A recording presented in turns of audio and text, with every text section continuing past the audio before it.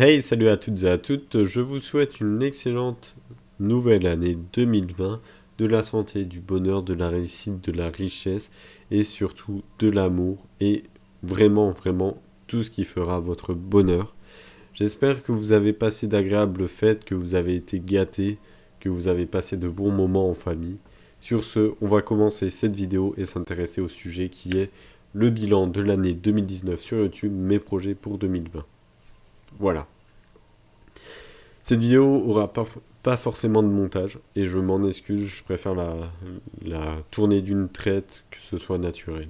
Alors, en 2019, moi, qu'est-ce qui m'est arrivé par rapport à YouTube? J'ai failli perdre ma chaîne plusieurs fois, pour des avertissements qui avaient, selon moi, pas trop de raison. D'ailleurs, en parlant d'avertissement, j'ai un problème actuellement, c'est qu'il y a un avertissement qui devait s'expirer en octobre, et le problème, c'est que chaque jour, sa date est repoussée. C'est-à-dire que, par exemple, aujourd'hui, on est le 29 décembre, et écrit s'expire le 29 décembre. Quand sera demain, ça va changer à la date du jour. Donc il y aura écrit s'expire le 30 décembre. C'est un bug général de YouTube qui touche actuellement plusieurs créateurs. Je sais ça parce que j'en ai parlé par mail. Et c'est tout ce qu'on m'a dit. Ils m'ont dit qu'ils allaient essayer de régler le problème. Et qu'ils me renverraient un message, qui me recontacterait à ce moment-là quand le problème sera réglé. J'ai actuellement pas de nouvelles, ça date de... Bah ça me fait ça depuis octobre. Ça commence à durer, donc imaginez si j'ai un avertissement qui est tout le temps là, présent, et injustifié, parce qu'il aurait dû s'expirer, et que d'un coup j'en ai d'autres qui viennent, comme ça, ma chaîne est supprimée. Alors je ne sais pas à quoi c'est dû, mais cela expliquerait la fermeture de nombreuses chaînes YouTube. Je vais pas m'étendre sur le sujet, sachant que je le connais pas. Il y a eu la loi COPPA qui est passée aux États-Unis, donc une loi qui s'applique là-bas, qui fait que nous, créateurs, on doit dire si notre contenu est adapté à un public enfant ou non. Personnellement, j'ai dit qu'il n'était pas adapté à un public enfant. Pourquoi? Parce que si on dit que c'est adapté à un public enfant, or je crois que les commentaires seront désactivés. Et ça, c'est quelque chose que je veux pas. Ça prive un peu de la liberté d'expression. Et puis, si jamais je dois vraiment me justifier, je dirais que j'utilise souvent un langage inapproprié pour les enfants. Donc, en plus de ça, ça devrait logiquement me faire une audience plus mature, je sais pas. Je serais peut-être moins mis en avant, mais je serais mis en avant pour un public qui serait mature. Après, je sais pas comment YouTube évalue son public avec des robots, donc quand ça part de robots, j'ai un peu peur. Je vais pas m'étendre là-dessus. On va passer à mes sorties de vidéos de 2019, du début jusqu'à la fin. Alors j'ai sorti pas mal de vidéos de rec, de combat Smash Bros que j'avais fait au début de l'année, vu que le jeu était sorti fin 2018, donc ça avait un peu débordé en 2019. J'ai diffusé plusieurs musiques de certains créateurs qui m'ont fait confiance. Donc What White, si je dis pas de bêtises, ou White What, je sais plus dans quel sens on le dit, qui m'ont fait confiance et qui m'ont autorisé à diffuser de la musique. Bon, bien sûr, ces vidéos n'étaient pas monétisées vu que je suis pas le créateur, moi j'ai juste fait le montage. J'ai sorti pas mal de remixes sur la chaîne, dont une qui a pas mal marché, mais qui date de 2000, non, qui date de 2019, qui est actuellement vers les 25 000 vues. J'ai commencé les lives sur Pokémon Emerald et je les ai terminés. J'ai terminé le jeu en live, ce qui me permettra plus tard de faire des bugs sur le jeu. C'est principalement pour ça que j'ai fait le truc en live. Alors les bugs, je ne sais pas quand je les ferai, mais ça me servira à l'avenir. Il y a une absence du let's play sur Pokémon Let's Go parce que ce jeu ne m'intéressait pas. C'était un peu un Pokémon Go, mais version console, donc ça m'intéressait pas spécialement. Et puis, franchement, j'en avais marre de retourner encore une fois à Kanto. J'aime bien cette région, mais quand il y en a trop, voilà. Je vais vous donner des exemples de pourquoi je dis ça. Bon, le premier jeu, je suis d'accord, c'était à Kanto, logique, c'est là où tout a commencé. Mais le problème, c'est qu'on y retourne tout le temps. Dans Or, Argent, on y retourne. Dans les remakes de Or et Argent, on y retourne. Dans les remakes de Rouge-Feu, Vert-Feuille, on y retourne.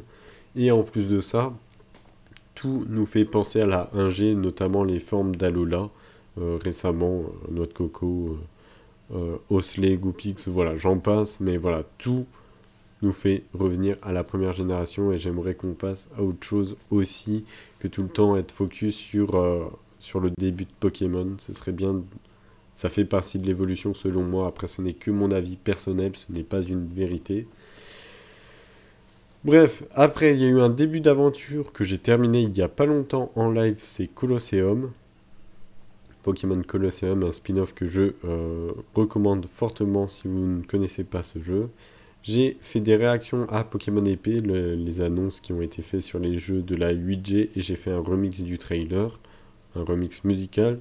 J'ai fait pas mal de contenu qui était mis à disposition gratuitement, avec réutilisation autorisée par exemple, de fond vert, de tout ce qui est vidéo fond vert. Les logos de Pokémon, récemment j'ai sorti un truc pour mettre le like, le commentaire, le partage, bon bref. Ou encore d'introduction à des jeux comme l'introduction Pokémon épée et bouclier en plusieurs langues en plus. Et certaines transitions OBS pour ceux qui font des lives. Je sais que ça peut toujours être utile. Ensuite j'ai sorti la saison 1 officielle parce que j'avais fait quelques vidéos avant, mais celle-là c'est officiel, la saison 1 de la CTGP 7, donc CTGP Custom Track Grand Prix, c'est le hack de Mario Kart en général, qui permet d'ajouter du contenu tel que des circuits, des personnages. Donc ça, c'était encore la bêta. Il y aura la saison 2 qui arrivera en 2020, voilà, je vous tease un peu ce que je vais faire en 2020. J'ai fait la découverte du demake de Mario Kart DS Deluxe, donc un demake c'est quand tu adaptes un jeu récent sur un jeu moins récent, logique. J'ai sorti pas mal de recs et de commentaires de matchs de la 7ème génération sur Pokémon, donc Usul et Soleil et Lune. J'ai sorti un générique AMV du film Pokémon 1, le tout premier Pokémon. Là, je vous liste les formats les plus importants qui m'ont demandé pas mal de temps. J'ai sorti le let's play, je l'ai terminé sur Pikmin. J'ai sorti plusieurs tutoriels pour rejouer en ligne sur DS et avoir les événements, donc les cadeaux mystères en 5G et 6G de Pokémon, ainsi qu'un glitch de clonage par la GTS sur Diamant et Perle.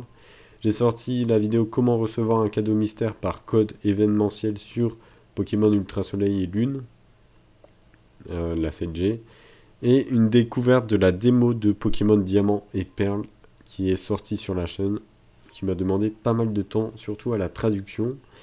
J'ai fait un début de let's play sur Pokémon épée qui est actuellement en pause parce que j'ai eu mes partiels, donc mes examens. Je préfère me concentrer à passer mes examens que de jouer à Pokémon, je pense que c'est compréhensible.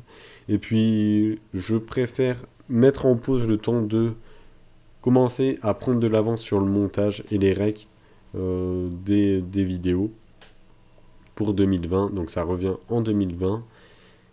J'ai créé aussi les gifs animés, les images animées des Pokémon qui m'ont pris beaucoup de temps parce qu'ils n'étaient pas encore sortis sur le net. Actuellement, c'est bon. Je pourrais utiliser directement ceux qui ont été publiés. Qu'est-ce que j'ai fait d'autre? J'ai commencé, bon, c'est pour débuter la saison de la CTGP Révolution, donc celle qui est sortie sur Wii pour 2020. Et j'ai créé une playlist regroupant mes meilleurs concepts et mes meilleures vidéos pour les curieux qui découvrent la chaîne. Normalement, elle est tout le temps en description et si ce n'est pas le cas, allez voir par vous-même dans mon onglet playlist. Bilan de tout ça, de cette année 2019, on va parler de l'argent, combien j'ai gagné. J'ai gagné, on va dire, environ 70 € pour une année. 70 €, bien sûr, c'est sans compter l'argent qui est pris par les impôts. Donc à 70 €, il faut enlever un peu d'argent pris par les impôts, oui, parce que je paye des impôts. J'ai fait environ 257 000 vues, 3000 abonnés en un an, ce qui est plutôt correct, et je crois que ça a doublé mon nombre d'abonnés, ou presque, par rapport à l'année précédente. J'ai fait 8000 heures de visionnage, j'ai sorti 23 vidéos, donc 23 vidéos entre guillemets, parce que les rediffs de live sont comptés comme des vidéos, donc je pense que j'ai sorti à peu près 80 vidéos réellement. Ce qui fait sur la chaîne du contenu à peu près, pour être exact, tous les 2,9 jours. Donc en gros, tous les 3 jours, il y a une vidéo qui sort sur la chaîne en moyenne. J'ai réussi à activer la fonctionnalité rejoindre que vous retrouvez en bas de la vidéo normalement. Cette fonctionnalité est disponible à partir de 0,99 euros, donc soit 99 centimes. J'ai choisi le prix le moins cher parce que pour moi, vous ne devriez pas payer pour avoir des émotes que j'ai fait faire d'ailleurs. Des émotes qui m'ont coûté 60 euros. Donc c'est avec l'argent que j'ai gagné sur YouTube, je les ai réinvestis là-dedans pour pouvoir les utiliser en live. Donc si vous payez moins d'1 euro par mois, vous pouvez non seulement être mis en avant, avoir du contenu exclusif et en avance sur la chaîne, et en plus de ça, utiliser des emojis, des émotes, des émotes personnalisées dans le chat des lives ou des premières diffusions, ce qui est plutôt sympathique. Donc si jamais vous voulez me soutenir, on va dire financièrement, au lieu de faire des dons, devenez membre, c'est beaucoup plus sympathique et vous avez beaucoup plus d'avantages que de faire un don, c'est-à-dire lâcher de l'argent et avoir rien en retour, on va dire. Alors que là, ça dure un mois et vous pouvez profiter d'avantages qui vous sont propres. J'ai mis le prix le moins cher possible pour que ce soit accessible au plus de personnes. J'ai aussi investi pour une nouvelle webcam, comme vous le voyez. C'est une partie de l'argent qui a permis d'acheter cette webcam, donc à peu près 30 euros. Et puis après, j'ai investi dans d'autres trucs comme un adaptateur Wii to HDMI pour avoir une meilleure qualité sur les jeux GameCube ou Wii depuis ma console. J'ai acheté le jeu Pokémon épée, j'ai acheté une licence TubBuddy qui est un outil vraiment que je recommande, qui permet de vraiment bien gérer sa chaîne YouTube. Donc ça, c'est plutôt des investissements de ma poche, vu que je gagne pas, on va dire, assez pour rentabiliser avec YouTube. C'est pour ça, YouTube, je le fais plus par passion, par passe-temps, que pour gagner de l'argent. Je perds plus à faire des vidéos YouTube que à gagner de l'argent. Je tenais à vous le dire. Au point de vue personnel, j'ai eu pas mal de semaines de stage en 2019 qui ont fait que j'étais extrêmement fatigué et pas disponible pour faire des vidéos. C'est pour ça qu'il y a eu des moments, on va dire, où c'était désertique, où le contenu était vraiment léger sur la chaîne. Je n'ai pas eu mon diplôme à 0,5 points près. Je vous avoue que ça m'a mis un petit coup. Sachant que j'avais quand même fait une lettre pour essayer d'avoir mon diplôme pour si peu de points, sachant que j'avais validé tout ce qu'on appelle des UE, donc unités d'enseignement. Pour ceux qui font des études supérieures, ils comprendront ce que c'est. Je les avais tous validés, mais je n'avais pas la moyenne pour obtenir le diplôme. Donc j'étais vraiment deg. C'est pour ça, je vous encourage à vous consacrer sur tout ce qui est études avant de vous lancer dans des projets comme YouTube. Voilà, c'est vraiment très important, votre réussite personnelle avant votre réussite, on va dire, de vidéaste. Je m'adresse surtout à ceux qui font des vidéos sur YouTube, bien sûr, mais ça marche aussi pour d'autres loisirs. Je n'ai toujours pas cette foutue fibre, malgré que j'ai l'adaptateur fibre de Orange. Je vous explique pourquoi.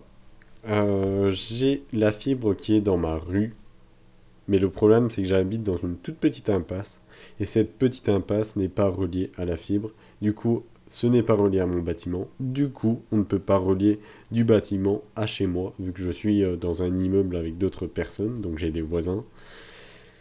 Du coup, j'ai pas la fibre. Et du coup, ça me fait que j'ai l'ADSL, une connexion qui est moyenne, on va pas se mentir. Ça fait le taf pour regarder des vidéos sur internet en 480p, mais pour faire des lives, c'est affreux. Ou même pour upload une vidéo qui fait plusieurs gigas, ou même qui fait du 1080 60 fps, une vidéo de 10 minutes en 1080 60 fps, ça va me mettre facile 12 heures à upload avec la DSL. Mais pour ça, j'ai trouvé une solution. C'est soit pour l'upload de mes vidéos, je passe par l'IUT, donc c'est là où c'est mon école, en gros, l'IUT. Ils ont la fibre, du coup je me connecte au Wi-Fi de l'IUT et j'upload mes vidéos par l'IUT. Ça me fait gagner un temps monstre, Oui, un temps de malade, je vous dis pas. Ou sinon, deuxième solution, mais ça utilise des frais un peu plus personnels. J'utilise la 4G de mon téléphone, la 4G plus de mon téléphone, pour upload une vidéo. Certes, c'est hyper rapide, mais je n'ai pas j'ai pas internet illimité, j'ai que 50 gigas actuellement, au moment où je fais cette vidéo. Du coup, bah, internet, ça part très vite. J'essaie de faire des lives avec cette 4G+, en reliant mon téléphone à l'ordi en faisant un partage de connexion. Je vous avoue, j'ai fait un live test, j'ai perdu 10 gigas d'internet en 2 heures de live. Bon après, j'avoue, j'ai mis en 720p, 60 fps, le débit le meilleur possible. Là, je vais réduire le débit de moitié et baisser un peu les fps pour essayer de descendre à 5 gigas pour 2 heures de live, ce qui serait totalement possible pour faire du contenu, on va dire, assez régulier sur la chaîne. Voilà, ça c'était mon côté perso. Maintenant, mes projets pour 2020. Mon but est de faire au moins 2 lives par mois, donc par week-end, avec les abonnés. Enfin, au moins un où il y a de l'interaction avec des abonnés, que ce soit, je sais pas, à faire des combats ou des échanges Pokémon, que ce soit pour jouer à Super Smash Bros. Ou jouer à Mario Kart, voire à Animal Crossing quand le jeu sortira. Du coup, mon but, c'est de finaliser en vidéo pour... alors, je mets des dates, je sais que je vais surtout pas les respecter, mais j'essaie de me donner des objectifs. Pour février, j'essaie de terminer le montage de la série de vidéos Comment rejouer en ligne. Je dois faire Comment rejouer en ligne déjà sur la Wii, tout court. Et après, je vais m'intéresser à des jeux. Par exemple, comment rejouer à Mario Kart DS en ligne, comment rejouer à Mario Kart Wii en ligne, comment rejouer à Mario Kart Animal Crossing DS en ligne. C'est possible, j'ai testé. Moi, mon problème, c'est pour faire ceci depuis la Wii, parce que bah, je n'ai qu'une Wii, et actuellement, je connais personne qui a une Wii qui pourrait essayer de rejouer en ligne, de faire en fonction du tuto qui devrait sortir très bientôt. Mais j'attends d'être en 2020 pour plusieurs raisons que vous verrez dans la vidéo. Du coup, j'aurais besoin, j'en profite pendant que j'y suis, si quelqu'un a une Wii et qui pourra rejouer en ligne et qui a Animal Crossing, j'aurais besoin de cette personne pour essayer de voir si on peut jouer en ligne depuis Kodami, depuis un Kodami. Sinon, il faudrait que j'investisse dans une deuxième Wii et franchement, j'ai pas vraiment envie d'investir dans une deuxième Wii juste pour une vidéo. Voilà, donc si jamais il y a quelqu'un qui a une Wii, présente-toi, contacte-moi sur les réseaux sociaux qui sont toujours en description et commentaires épinglés.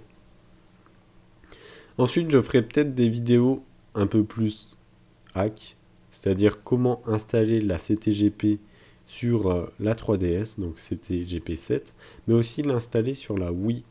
Donc, pour l'installer sur la Wii, ça demanderait une vidéo hack de la Wii, sachant que la Wii a à peu près 12 ans.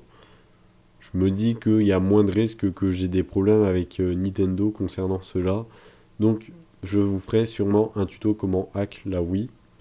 Installer des jeux depuis une clé USB, que ce soit Wii ou GameCube.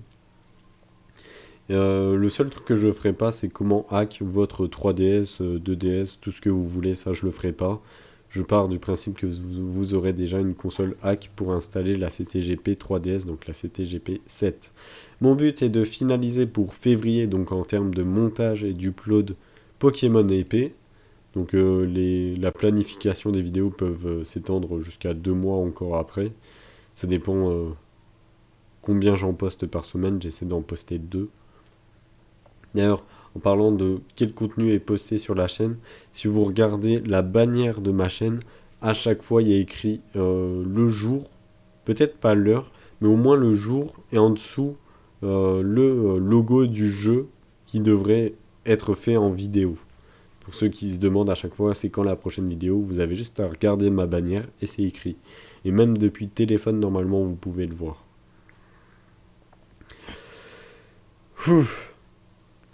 Ah oui, je dois terminer le format de Tweaking Trick, le nouveau format que je devais faire normalement en 2019 et par flemme et fatigue, je ne l'ai pas fait. Je passe mon temps à le repousser et je vais essayer de le terminer pour 2020 et je vais essayer de le terminer au plus tôt.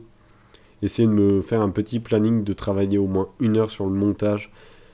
Ça prend beaucoup de temps parce que je veux pas dire d'erreur à l'oral, pardon. En plus de ça, dans le temps, de nouvelles méthodes peuvent être trouvées. Donc il faut que, en gros, tout le travail que j'ai fait avant a servi à rien, il faut que je l'actualise. Et je veux bien sûr vérifier que ce soit bien compréhensible pour les gens parce que le Tweaking Trick met quand même en jeu la sauvegarde de vos jeux. Bon, ça met pas en jeu, ça, excusez-moi pour cette phrase, ça met pas en danger la cartouche en elle-même, mais juste la sauvegarde. Donc c'est pour moi pas très grave, je trouve. C'est bon, si tu perds un Pokémon, c'est pas très grave. Au pire, fallait le transférer avant dans un autre jeu. Il y a toujours cette solution.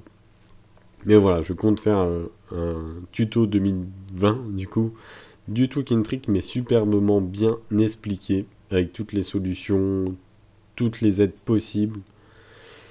J'ai quoi encore comme but? Peut-être faire un let's play, je sais pas trop, du nouveau Animal Crossing qui doit arriver en mars ou en mai, je sais plus. Il me semble que c'est mars.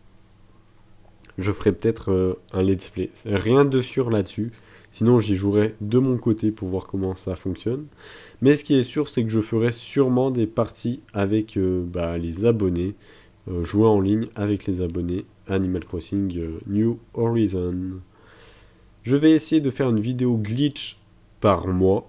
Une vidéo glitch ne veut pas dire forcément une vidéo glitch sur Pokémon. Ça peut être aussi sur d'autres jeux. J'ai envie de m'ouvrir à des glitches, par exemple, possibles sur Mario Kart ou même Animal Crossing. Voilà, autre que Pokémon. Je vais essayer de créer un MV dans l'année. Donc un MV, c'est anime, musique, vidéo. À chaque fois, j'en crée un par année, sauf en 2019, parce que le problème avec les AMV, c'est que il y a des droits d'auteur sur la musique, il y a des droits d'auteur sur le visuel. Donc, j'ai sorti à peu près 5 ou 4 AMV sur la chaîne. J'en ai que un qui est visible. Et sachant qu'il y en a un qui m'a valu un strike en 2018. Donc ça m'a un peu freiné dans le fait de faire des AMV, surtout que ça demande beaucoup de temps. Et c'est pas assez mis en avant, je trouve, selon moi. Et en plus de ça, c'est pas monétisé. Et ce qui est le plus chiant, c'est que la plupart du temps, c'est bloqué dans le monde entier. Et ça m'embête sérieusement. Après, j'ai quelques réflexions sur du contenu possible. Peut-être une nouvelle série pour commencer, pour bien commencer sur YouTube, pour ceux qui veulent se lancer sur YouTube. Faire une série où je donne mes conseils, mes outils. Donc je parlais par exemple de TubeBuddy. Les outils pour t'accompagner sur YouTube. Mes petites astuces, ce qu'il faut faire attention, ne pas faire.